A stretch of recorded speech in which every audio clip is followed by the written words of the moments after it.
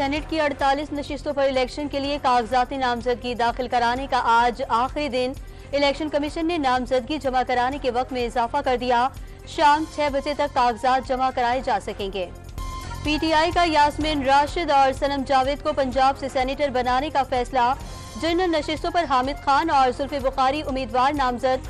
میاں اسلم اقبال کا ٹویٹ، خیبر پختونخوا سے مراد سعید کے لیے کاغذات نامزدگی حاصل کر لیے۔ بجلی کے بنیادی ٹیرف میں اضافے کا فیصلہ ہوا اور نہ ہی کوئی تجویز ہے۔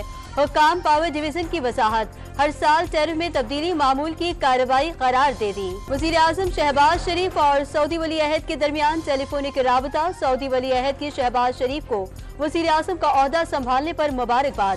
وزیر اعظم نے محمد بن سلمان کو دورہ پاکستان کی دعوت دے دی۔ قمر باجوہ کی ایکسٹینشن کی حمایت اور پی ٹی ایم کی حکومت نے مسلم لیگ کی مقبولیت کو شدید نقصان پہنچایا۔ سینیٹر آصف کرمانی کا اعتراف، سادہ اکثریت کی امید تھی، انتخابی نتائج نے سرپرائز ملا۔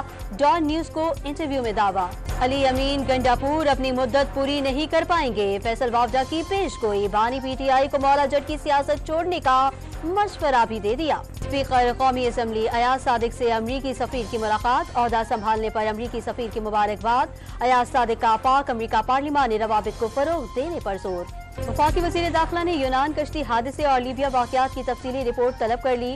ڈی جی ایف آئی اے کو کارروائی کی رپورٹ پیش کرنے کی ہدایت، اصل ملزمان کو کیفر کردار تک پہنچانے کے عزم کا اظہار۔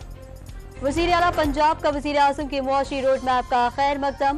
مریم نواز نے بیرونی سرمایہ کاری کے فروغ کے لیے وزیر اعظم کے ویژن کو قابل تحسین قرار دے دیا۔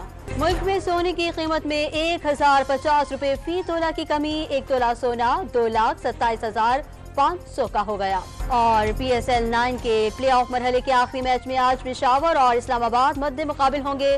فاتح ٹیم فائنل میں ملتان سلطان سے ٹکرائے گی۔